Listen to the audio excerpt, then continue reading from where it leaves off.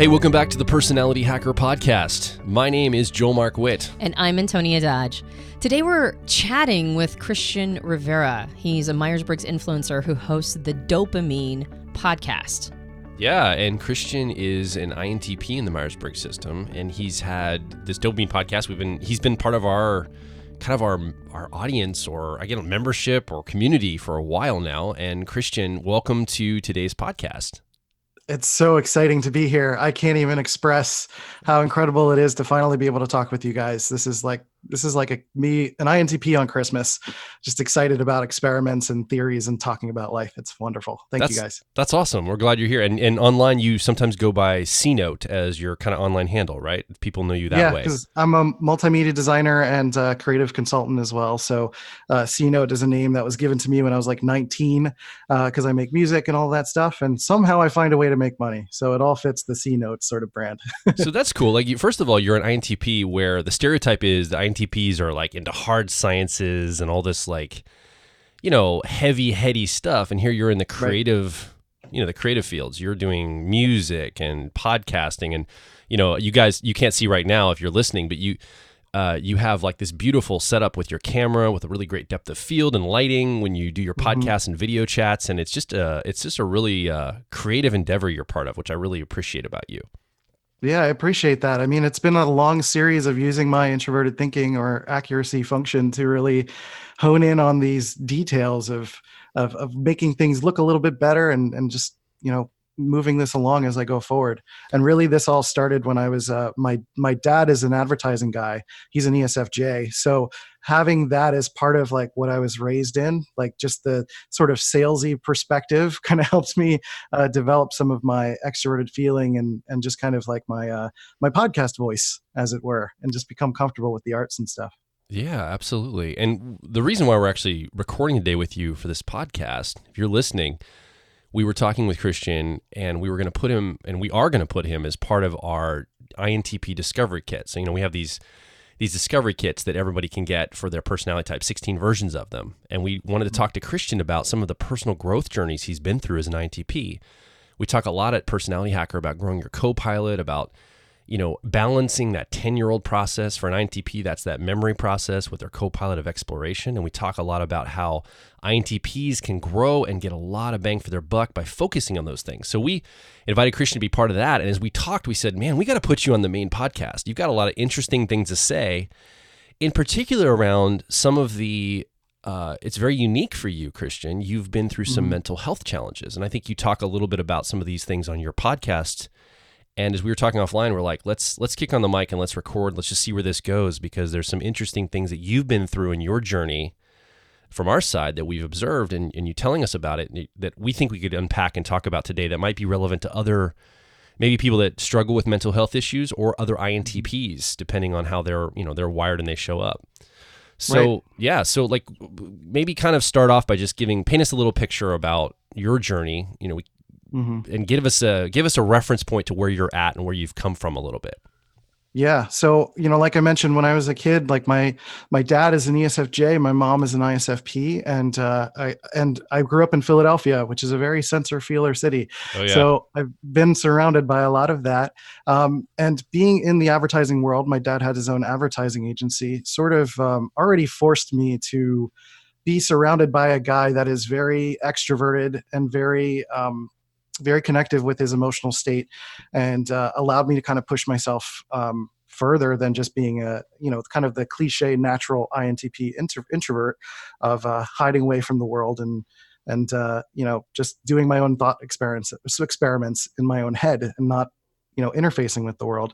In relation to when I was like 11 years old, in relation to the mental health side of things, I started to realize that my brain, not only from an INTP perspective, because I had difficulties with sometimes relating to my parents, with sometimes relating to society, to people's understandings of religion, so people's ways of being, that not only from an INTP perspective, but from a mental health perspective, I was dealing with challenges of feeling like I just felt like this deep, persistent depression, but also these extreme highs on the other side of it as well. So I later in life, really within the last few years, found out that I have what's called cyclothymia, which is a low-grade bipolar disorder. Essentially, it's a high-functioning bipolar disorder. And just a quick side note that here and on my podcast, and you guys, we're not mental health experts. We're just kind of talking theory-wise and sharing personal experiences. So that's important to point out. And that's what I do on my podcast. So the podcast was kind of birthed from me wanting to express myself and talk about those ideas. So just to kind of pull it back again, when I was 11 years old, I started to feel like I was a little bit different, started reading books like An Unquiet Mind, all sorts of things about manic depression, which is what it was called at the time, and feeling like I could identify with that.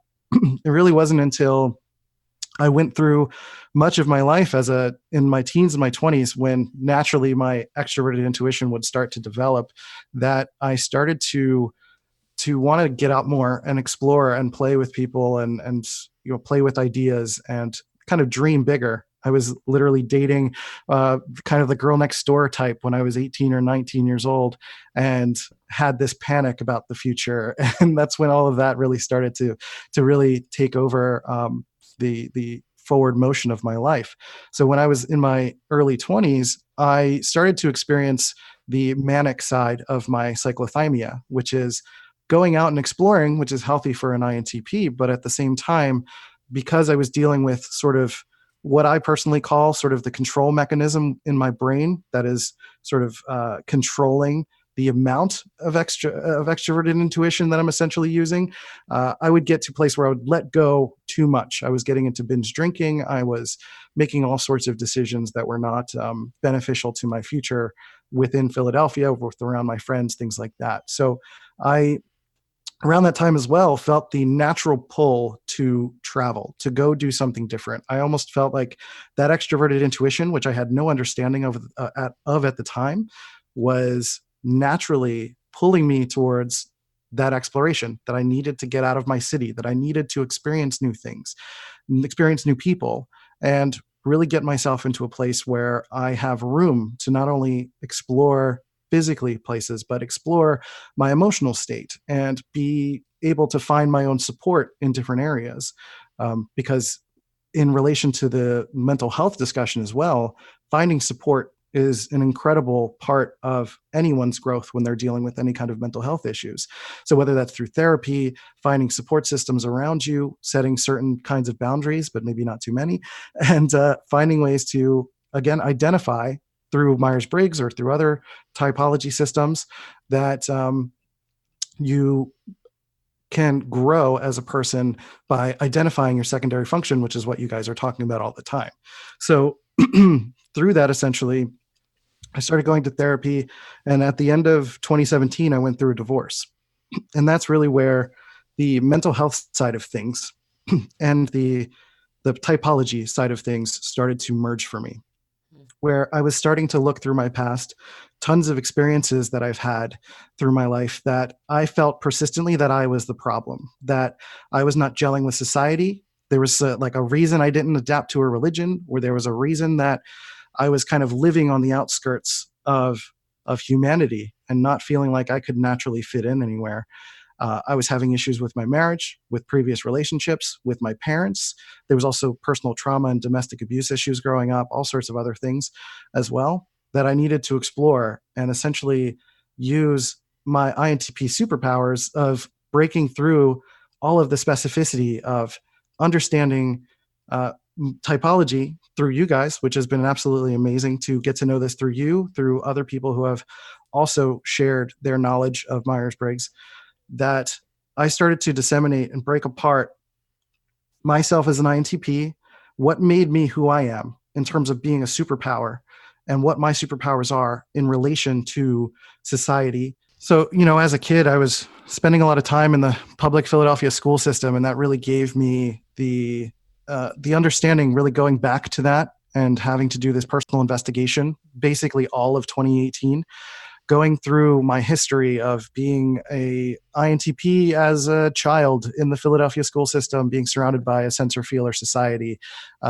working through all of my history of my relationships, working through so much that I needed to continue to dive further and understand the differences between what I can do as a person and what society has been trying to put me in for so long, if that makes sense. So essentially, I spent the last year, 2018, working through listening to your podcasts, reading articles. I read books because, my INTP fixation, I went through an intense research phase of pulling in so much information about Myers-Briggs and how I can relate that to my personal story of ADD, ADHD, interpretations of cyclothymia and all of that stuff, and really learn okay, what is intuition? What am I learning as a person? What am I capable of as a thinker? What am I capable of as an intuitive? And what does society think I am? And what did my parents think I was? What did my girlfriends think I was? Et cetera. So going through all of that has been instrumental in my growth over the past year. And really, it's only been the last few months that I've been feeling like I can finally explore and use my intuition again to get myself back into society, after I dealt with my divorce and some complex PTSD and a lot of complicated things. And now I'm getting back out into the world. I've been doing Uber around my city and getting to know people that way, getting to know businesses. And now I'm here talking to you guys. So I feel like that kind of counts. Thanks for that story. So a couple things came up for me as you were talking. One of the first things, again, I'll just reiterate, I think a lot of people in typology, and you listening might have this experience too, where you have an image of maybe a type, like INTP in your head, what that looks like. And I think what's interesting about your story, Christian, is just how unique you've been as an INTP in some of the ways you've been, expressing yourself and showing up. We have to remember that not all, there's not a caricature of a type. There are different flavors of each type, and there's different flavors of INTPs. And I just want to, again, highlight how you are definitely INTP. You have a wiring that way. And yet some of the ways you show up, people might have a false read on you because of just how much you're into. I mean, you're actually seeking out right now, and it's probably some of the growth you've done around getting around people with Uber and trying the relationship side. So that's just one interesting thing. And the other thing is, you said you had some PTSD when a relationship broke up. I bet you that's not uncommon for a lot of INTs in general, INTJs and INTPs. I think they have a lot of trauma because relationships already, from my perspective, doing this for a long time, relationships can be scary and difficult and challenging and confusing for you when it's not necessarily something that's your strength. If we look at the car model for INTP, that extroverted feeling or harmony process is your 3-year-old interfacing with people, knowing the social rules, knowing how all this relationship weird, emotional stuff happens. Just being in the relationship can sometimes feel traumatizing, I think, for a lot of INTPs. And then when it doesn't go well and there's trauma, you probably feel like you're at a little bit of a deficiency or at a defensive position. You don't have you feel like you don't have the sophistication to navigate through it. And so it can be very distressing, I think, for a lot of people in that position that are INTJs, INTPs in particular. Yeah. So, when I was a kid and really all through my life, I feel like extroverted feeling has been this narrative through line throughout my entire existence. And really the past 2 years, that past year and a half has been an extroverted feeling exploration. With working with my partner, Molly, who's an ENFP, understanding and learning through her introverted feeling has helped me tap into my extroverted feeling through learning the nuances of emotions and emotional experiences through her has really been helping me develop as a person. And, through that, it's really, I've been navigating through all these traumas that I've been unlocking since I was a kid, dealing with religion-based stuff, dealing with my parents, and there was a lot of emotional abuse, like I mentioned before. And a lot of that stemmed to gaslighting, feeling like my introverted thinking, my accuracy function was not valued. Essentially, I feel like it wasn't valued until my teens, potentially, that people started to appreciate it. Most of the time, I would feel like I would just feel like my introverted thinking, I can't trust my own logic. Every time that I would talk to someone about how I feel as a person, how religion didn't make sense to me, how anything that contested my parents, I'd ask a lot of why questions. And my dad would basically come back to me and say stop asking questions, do what I say, etc. So, those are just minor examples, but those are things that have been persistent throughout my life. And that happened in my marriage as well. There was a lot of gaslighting, with extroverted feeling being the sort of the forefront of that. So there's trauma for me around extroverted feeling. So it's been extra difficult, I feel, for me to trust people who are leading with that, but then also trust that within myself as a growth tool. And while you guys say it's not necessarily that you have to develop that deliberately, because that's not what that is. It's not about me taking time to specifically focus on extroverted feeling, but growing my other functions and really just respecting it a little bit more, because that dichotomy is important. That dichotomy of introverted thinking and extroverted feeling is really where it's been developing for me. And it's really important to understand that anything that I'm conveying intellectually, data-wise, it has extroverted feeling tinges to it. Like in my past, when I would try to correct someone, there's a emotional through line of that. You're trying to make someone see your truth. That is a very emotional thing. I think a lot of INTPs and maybe some INTJs as well would be very beneficial in understanding that trying to correct someone or trying to be forceful with your truth can be an emotional experience more than you think it is. Well, and I think as an ENTP, because my introverted thinking and my extroverted feeling are a little bit more in my sort of, like that's the sandbox I'm always having to play in, right? Because those are that's my auxiliary and tertiary or co-pilot and 10-year-old.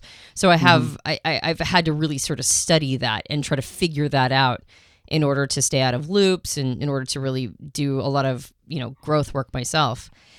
And I've realized that sharing, like my intent when I share a piece of information or when I want to make sure a person has like quote unquote accurate information is always because I want to serve them. It's always in service.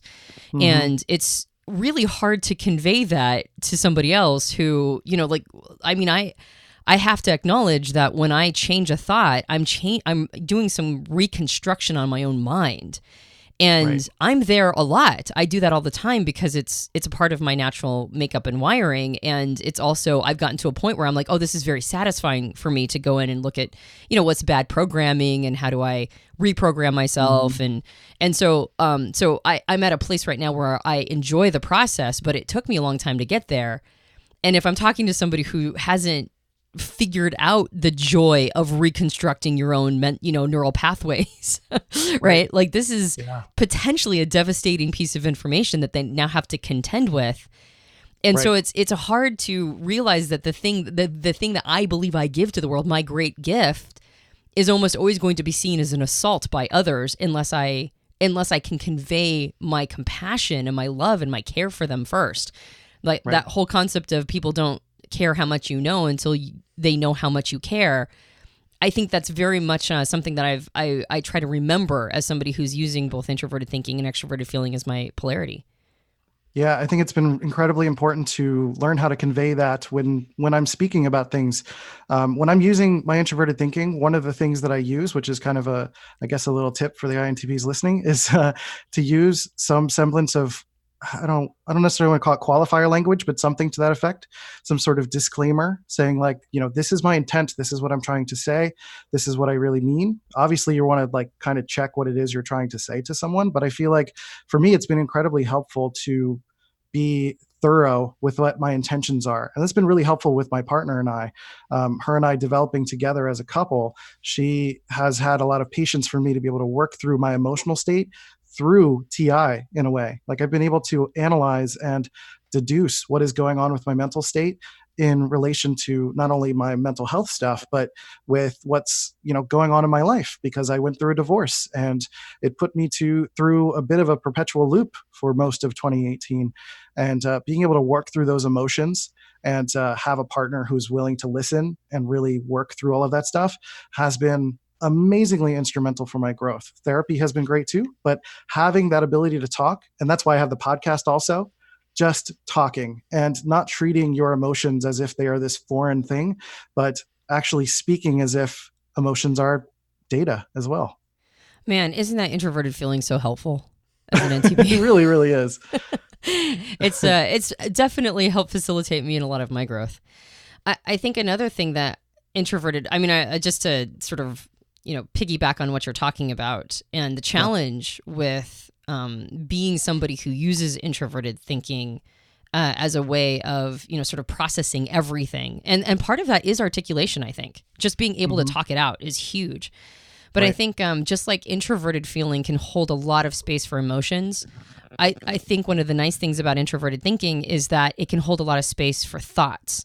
And so when somebody is talking about maybe thoughts that they're not proud of, right? Like if somebody's going through something where they're trying to reprogram their mind around, like something really terrible, like maybe they've acknowledged that maybe they have, maybe some sexism or some racism or ageism or something to that effect. I think what's really nice about introverted thinking is a person can talk through what's going on in their mind, and introverted thinking can hold space for that. It won't immediately judge the thought process, acknowledging that you have to get to the thought process before you can reprogram it. Yeah, that's incredibly powerful. And then the same, like I've been learning through that same basically line of thinking, that introverted feeling has a very similar vibe in holding space for me being able to work through my emotional state, because like that emotions are, for me, it feels like emotions are embarrassing to work through. It's very amoebus, very cloud-like, just complicated and messy. And having a partner who has introverted feeling, and not suggesting you need an introverted feeling partner, but it's having that in my life has been incredibly powerful to just feel safe. And I think that is the thing that you're striving for, whether that's through someone who uses FE or FI in a partner, or even within yourself, honestly, is just understanding you need to hold space and feel secure and safe to finally work through those things. Because I spent most of my life feeling like I didn't have that safe space because I couldn't trust my family. I couldn't trust my ex-wife. I couldn't trust a lot of my partners. I couldn't trust a lot of people in my life. Now that I have space and I have Personality Hacker, I can kind of work through a lot of these things and feel comfortable doing so. Yeah. No, I love both of those functions for those reasons, because they have the ability to hold space for some dark things, dark emotions, dark feelings, dark intents, dark thoughts, dark, like things that were, like you said, are cloudy and embarrassing. I really appreciate when those are done well. That's so weird to me to think about. You, like, I know that thinkers report this a lot, of this embarrassment of emotion. And I'm like, how could you be embarrassed about your, like, emotions are embarrassing? I feel silly when I can't articulate a thought correctly. Like, that's where my silliness or feeling foolish comes in. And I think all of us have this experience, right? For whatever's not in necessarily our sandbox or wheelhouse.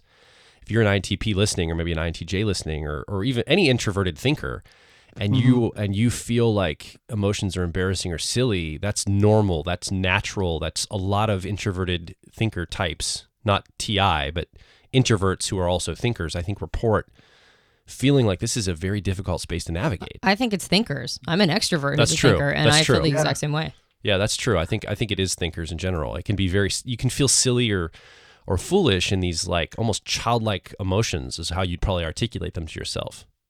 Yeah, I mean, there's a rabbit hole of explanation to try to like break down where all those biases come from, because it's like we have societal bias around like what an intellectual looks like, and I think a lot of thinkers want to be seen as, intelligent and smart, and it's typically portrayed that emotions are cloudy. Emotions get in your way. You can't think clearly if you're being emotional, and Correct, and not only that, but like as a grown man, it can really be difficult to feel like you're allowed to express your emotions. That's like a different topic and rabbit hole altogether, but it's really, really difficult to do that. Yeah. Well, and I think the challenge for men who are thinkers is that there's not a lot of space, at least in this society, or at least the messaging has been that you're not supposed to go to that, it could be considered an extreme emotional place, even if it's just, articulating your emotions or giving yourself permission to feel them. And I think as a woman, because I don't seem to be feeling them in quite the same flavor that maybe other women do or give themselves permission to, then there's this feeling of disconnect. And so I think there's all sorts of challenges everywhere. Like you said, that's a whole rabbit hole. Yeah. So there's like this other sort of interpretation and miscommunication that INTPs feel like, they have ADD or ADHD because or even Asperger's because we don't naturally emote in the way that people expect us to. But there's just so much going on internally that I think it's incredibly powerful to sort of reach within and try to pull those emotions out to work through them and really start to see like, okay, I don't have this clinical thing. I just have this thing that is uh, sort of defining me because society is defining me as this because I look like this or I behave like this. That challenge of extracting those things is something I'm still sort of working through a lot of the language to convey in easy terms, but it's that's been imperative for my own growth in looking at some of these mental health issues. Again, with me as someone who's cyclothymic, feeling as though me being outbursty and energized and excited, that me being excited is not a bad thing, but it's really just like the trigger in my brain and learning all of the nuances of what causes those things in terms of an extreme sort of self-harm kind of way. Like learning those differences is incredibly powerful to realize that I'm not broken in the INTP sense, and I'm not broken in the mental health sense either, but there's just a chemical thing also happening that sort of enhances my INTP ishness and that I don't have like a third arm coming out of my head because I deal with mental illness, that it's in a lot of ways accentuating my functions or affecting the controller of the usage of my functions. And that's another whole thing that is like a lot to break down here, but really essentially with my personal experience, when I'm going through mental health difficulties, that's what it feels like. It feels like my functions are breaking down and some things are having more control than others do.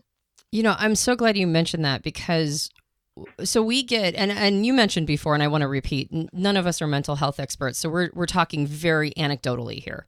Yep. And so as we discuss it, like probably maybe even my ignorance will be very obvious around a lot of mental health issues because I'm a layman at best. That said, we get a lot of questions at Personality Hacker, emails and Facebook messages where people want to know about the crossover between mental health issues and disorders and, like things like being ADD or OCD or Asperger's or whatever, and the crossover between that and personality type. And we always say, well, first of all, I don't know anybody who's done enough of a study, like a large enough study to be able to know any of that definitively.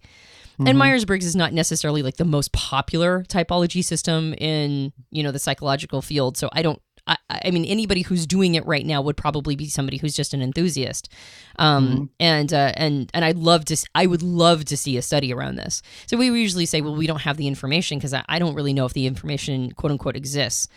But I do know that people will know their personality type and also be experiencing certain mental health issues. And I'd love to get a little bit of insight from you as a model, as somebody who has gone through this experience. What were some of the things that you maybe some of the ways you thought about it or some of the experiences you had where you were able to fillet out what is your type, what are your cognitive functions, what is you use, you just an example of you using your functions as an INTP will versus when you're dealing with cyclothymia and when you're dealing with a mental health issue and sort of being able to parse those two things out. And so, like this is actually something I should be doing versus, oh no, this is something maybe I shouldn't be doing. Right. Can you just kind of talk a little bit about that because I don't think it's going to necessarily be a roadmap, but it might be something that gives some, the listener, if they're going through something similar, an idea of maybe how they can see a distinction between these two parts of themselves.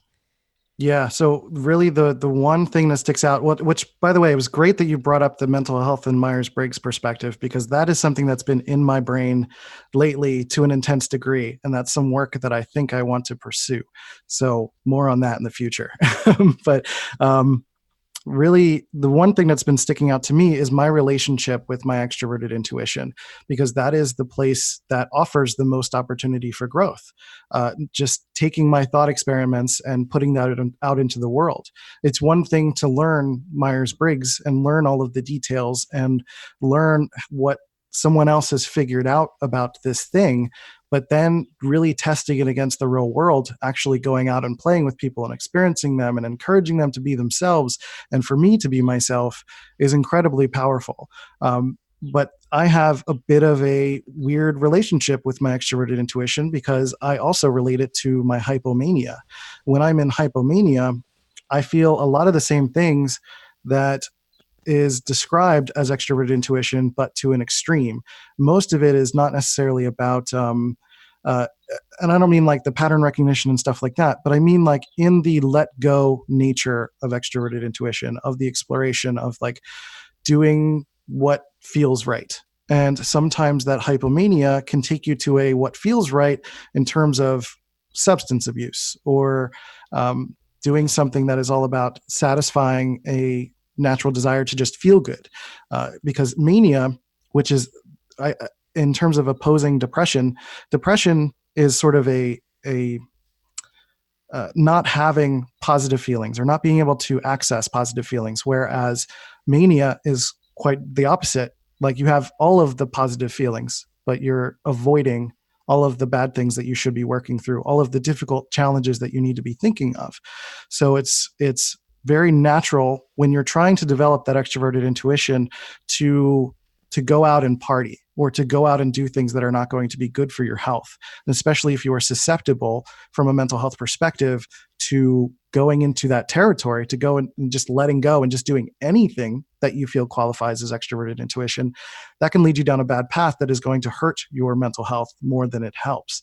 So while it's important to get out there and meet people and explore, it's also important to make sure that you are aware of your own triggers when you're out in public. Sometimes you could be around very loud, boisterous spaces and people, and if you have like a loud noise trigger, you need to be aware of that, and that could have an effect on that.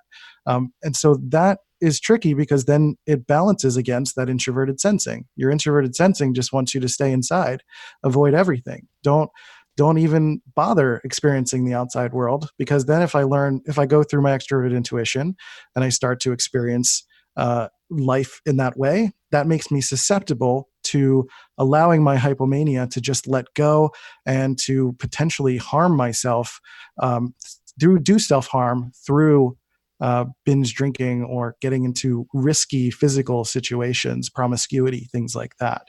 So that balance is really, really difficult to strike. But it's important to access and get to know what your triggers are, and get to know if you're dealing with bipolar disorder or anything that has like a mood disorder tag to it. It's about getting to know what your triggers are. And it's the only way that you're going to know is like through, because if these is something that is reoccurring, you have to listen to yourself when you're in it, when you're in the moment. And that's why I have a podcast, because I have plenty of episodes where I'm literally talking about mania while I'm experiencing it.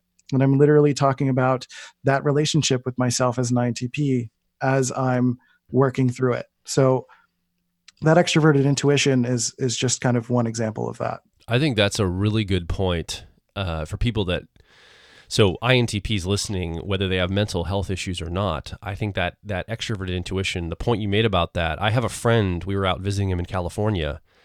At the time, he was dating an INTP woman, and we would be talking to him at night, like hanging out at his house, and she'd come back in from partying, basically being out on the town partying, and she would come in and she'd be like drunk and over intoxicated and sloppy and like, hey, what's happening? I'm like, this girl's an INTP. What is going on here? But it's basically an uncalibration of like, she's overdoing that extroverted intuition too much. She's not realizing that, like, she hasn't like really taken into account like where that boundary is there. She was too crazy, too manic, too social, too like, and it's almost like you don't expect that from an INTP, right? Like to be too much those things. But she was overclocking it to where, and it wasn't really for personal growth reasons. I think it was just to deal with pain in her life, right? I think she might even be a mild alcoholic. But I was watching that, thinking in terms of, I can see where INTPs, in the midst of them trying to grow, could go a little too far because the regulator, the calibration there might be off in some of that. And that's always just something to encourage, as you start to grow. And I hate to almost even say it here because many INTPs need to hear the message, get out, grow your extrovert intuition. Don't let the, your 10-year-old of introverted sensing hold you back. That's the message that like 95% of INTPs need to hear. But there is a percentage of INTPs who get out there with their extrovert intuition, and it's a little bit like, whoa, pull that back a little bit. Let's put some parameters around that because you can go off the deep end and get a little crazy with it. Right. So I think that's a really good point you made. I think whether somebody's dealing with, mental health or not, I think that's something to just take into account if you're an INTP listening. Right. I think that's important to, it's kind of like the same way that an introvert really of any kind might drown out any sensory information by just talking and talking and talking and talking and not letting anyone breathe. It's kind of the same thing, but with extroverted intuition, where it's just like, I'm going to experience all the pattern sensations and not consider my safety at all. It's almost like all NE, no SI. And you need a little bit of that balance to make sure that you're not only practicing personal safety, but practicing good health patterns and making sure that you're, staying alive.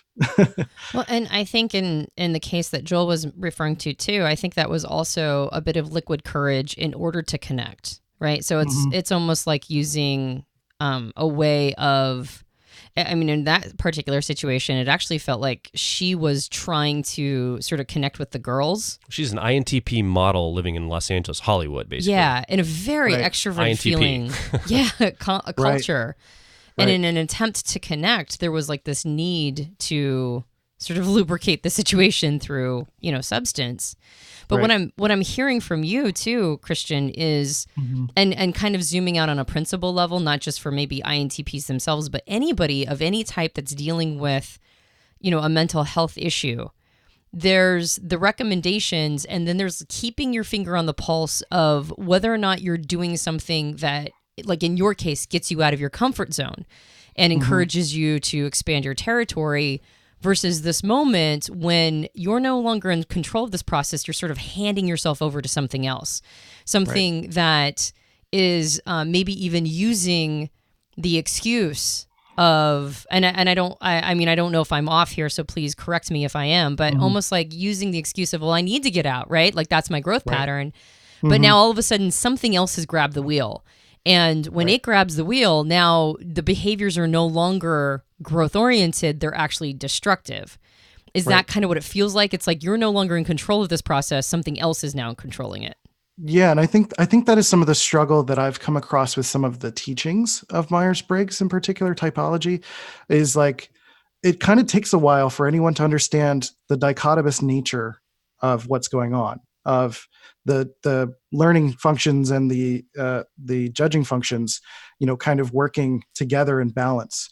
Like figuring out that balance is important, because it's easy to just say like, I need to just be one, and I need to focus on my secondary, and you almost like ignore everything else if you get bad advice, right?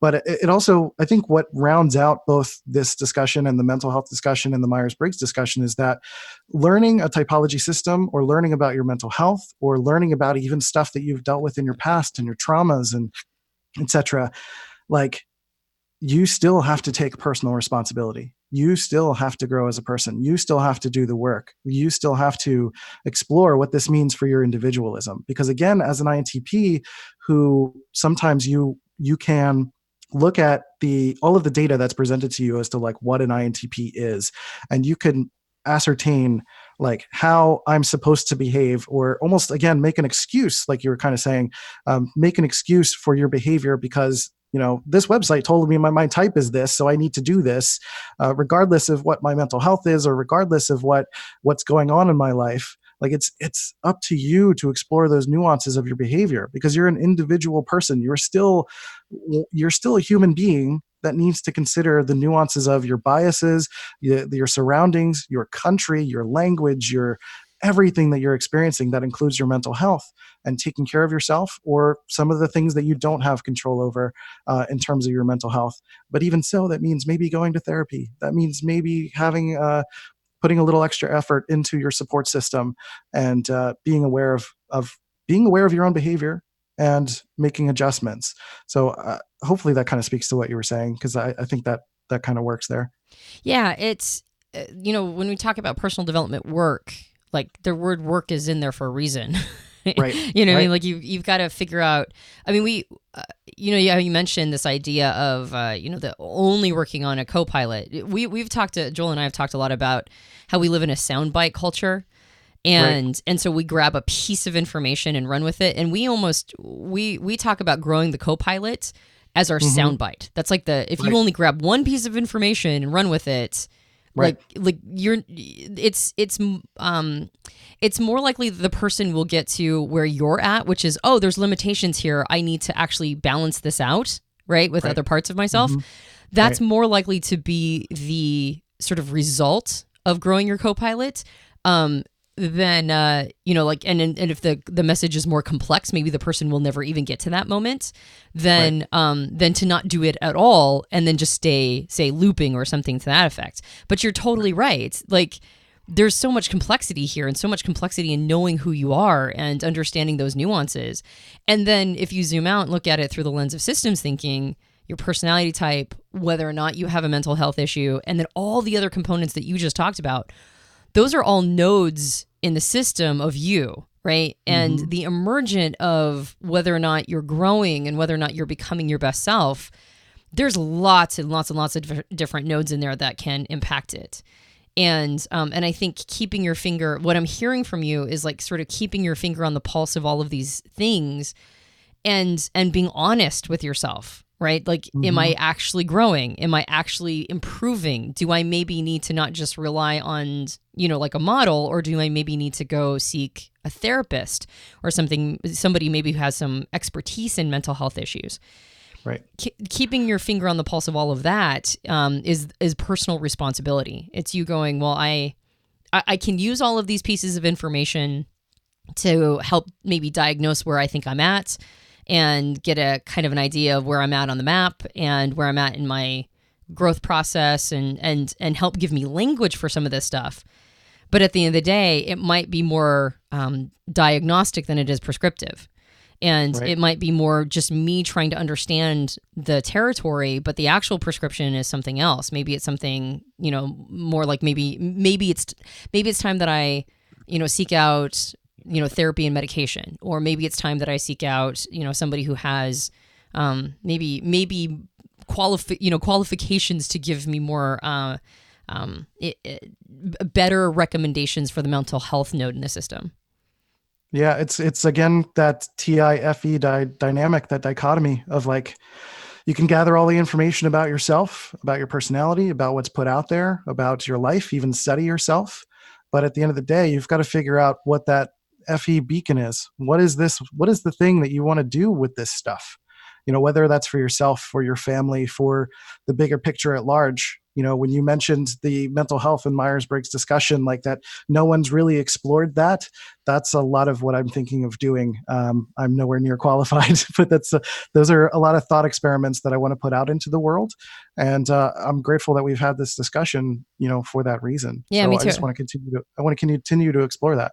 Yeah, I'm sorry. I didn't mean to cut you off. I do know that there are people in our audience and even some students of ours who are kind of dabbling in crossovers and understanding components. Like, we have a student in our profiler training class who she's got all these certifications and qualifications, and she studies type and eating disorders.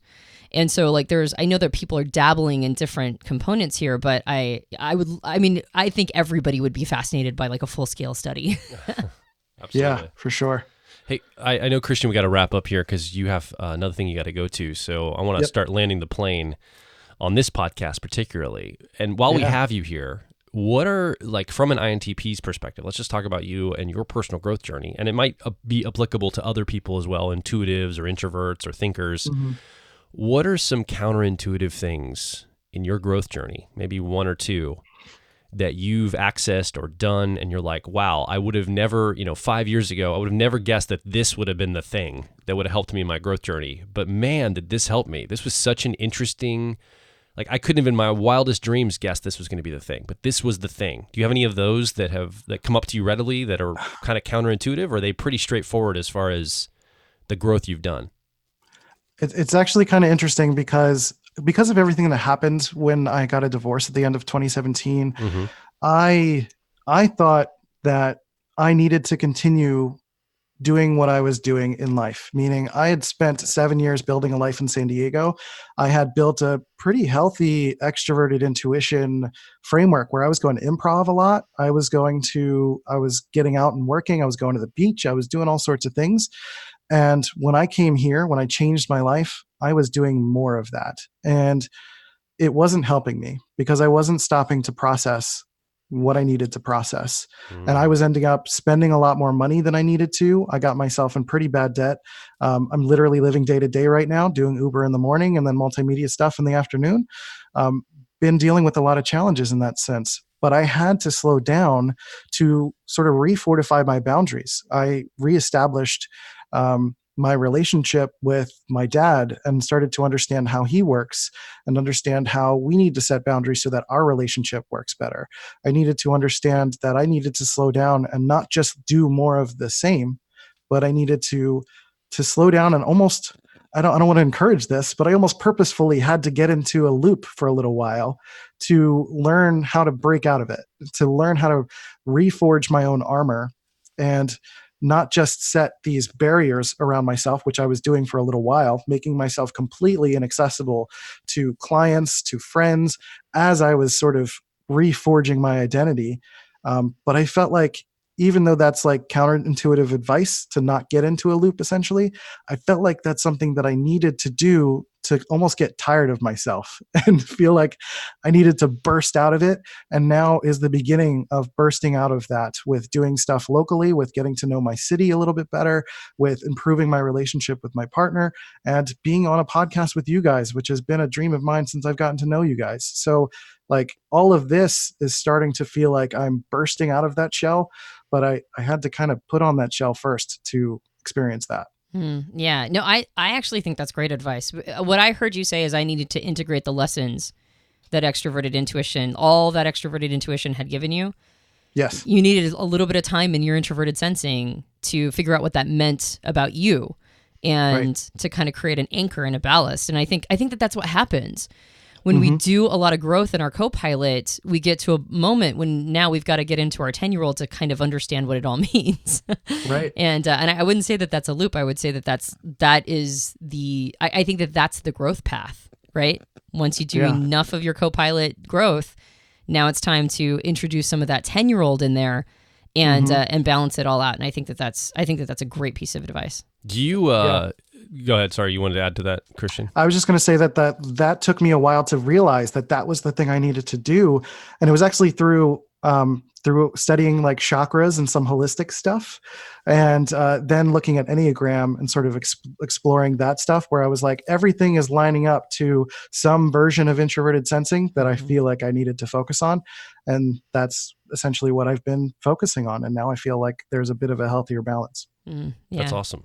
After we finish recording, I want you to give me your address. I want to send you a signed copy of our book. That'd be amazing. You might already have a copy, but I'll send you a signed copy because I want to. I don't. I go to Barnes and Noble and read it because I'm broke. Well, I want to send you a copy because I think that would be really cool to send you that. And also, do you have have you gotten the INTX Unleashed program designed for INTPs and INTJs? I have not. I've been wanting to. You're going to love it. I'm going to gift that to you as well for being on the podcast because I think that is so powerful for INTPs and INTJs to go through that program. And I think you're going to benefit. Like, I would love to hear your perspective from it because I want to see what you think. And you might have ways we can even add to it and some other things because it's a really powerful program to talk about some of these things around relationship, career, like just all sorts of stuff. So I want to gift that to you. Yeah. I appreciate that so much. Yeah. Before we close out too, how can people find you, Christian? So one of the best ways to immediately directly connect with me is at Let's Go C Note on all the social channels. And I have my podcast, Dopamine. If you type in dopamine.life in the browser, then you'll go to the anchor page and you can go there, and you can call into the station and you can say hi and all that stuff. So I'd love for you guys to come and listen to the show and connect with me on mostly Twitter. I'm putting a lot of random musings on Twitter because my TI needs to go somewhere. I think the only reason why I'm on Twitter is actually to talk to you. I've realized that. Yeah, we've had some really great back and forths.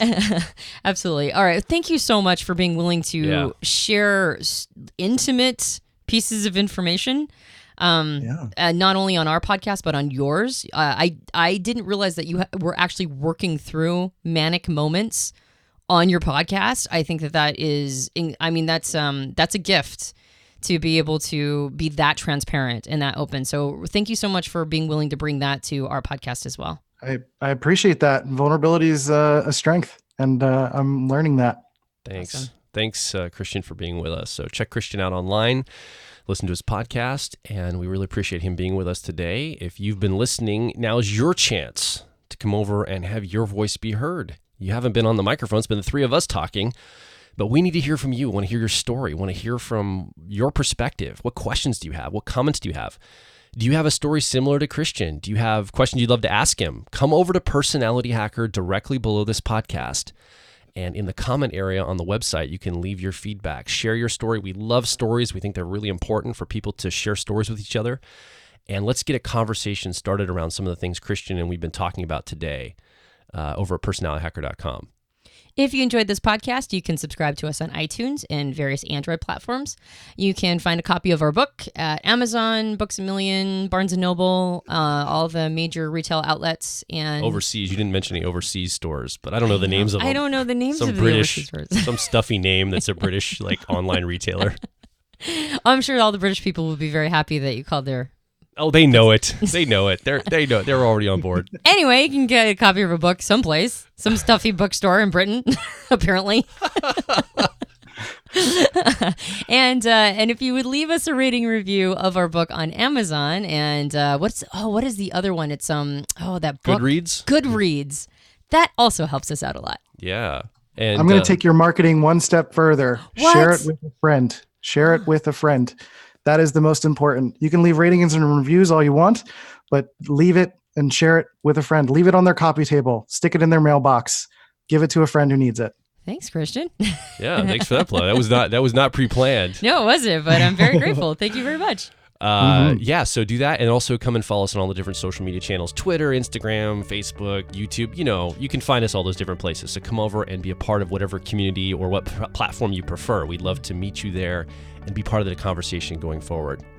My name is Joel Mark Witt. And I'm Antonia Dodge. Thanks so much for Christian being with us today, and we will talk with you on the next Personality Hacker podcast.